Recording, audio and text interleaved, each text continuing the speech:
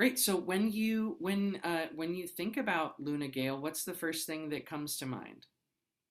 Um, I remember how my family reacted when they came and saw the show because they've seen me in like a million different things, but that was the first time that like they came back from a show and like actively had a discussion about what happened in the show, and like it had a lasting impression on my family, which I think is so cool because that's the reason why I do theater and why I love theater so much, is having the conversations, and just seeing things from a different perspective.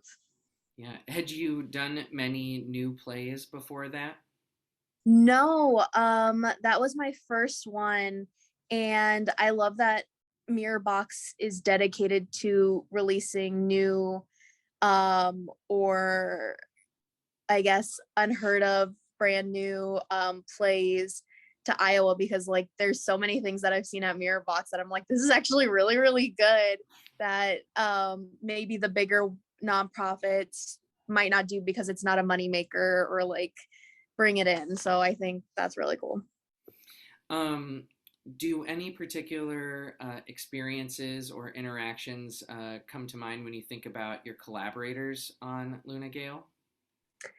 I always wanted to work with Matthew James, and I was so happy when I saw the cast list and he was on it. But I think the cast as a whole was just so amazingly welcoming and kind, and with such a heavy show like Luna Gale, like you kind of have to have a camaraderie, to be able to present that show in a good way. So and I still talk to like the cast members of Luna Gale. I think that's probably the show that I keep in touch with the most of the cast members in it.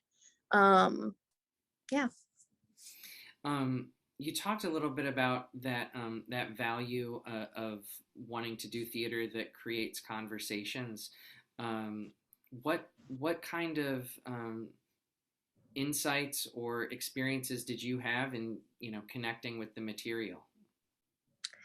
Um I connected with it in a very um specific way to my family, because my character was Hispanic and I'm Hispanic, and I normally don't get cast in those roles because I'm very white. And so that was the first role where I was like, oh my gosh, I get to tap into my heritage.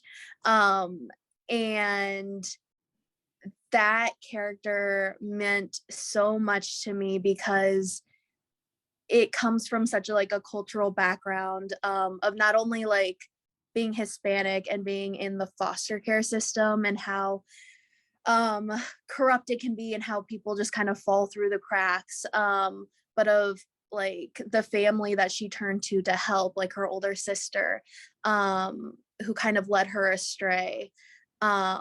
Just having that connection of like having family members who were either involved with something like that or had something very similar, to connect with, I thought just hit me a little bit different than any other role that I've played. And so that's one of the characters. And I think about the show like so much. Like this is one of my top favorite shows that I've ever been in, where everything about it was just so good, and I was able to connect to the character in such a way that I haven't had before.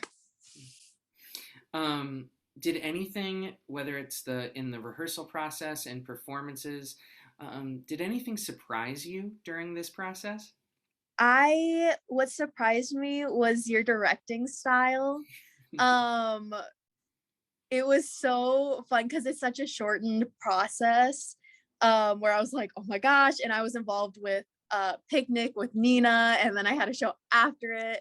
Um so I was a little bit worried, but I remember coming not completely off book and you just being like, that's okay, we're just gonna play around, and you had Nina and I get on our feet and like do like a very movement based exercise. And I think that's what surprised me the most, because I was so used to like the college, okay, we're gonna sit down and we're gonna do a table read and then we're gonna like go on stage. But yeah.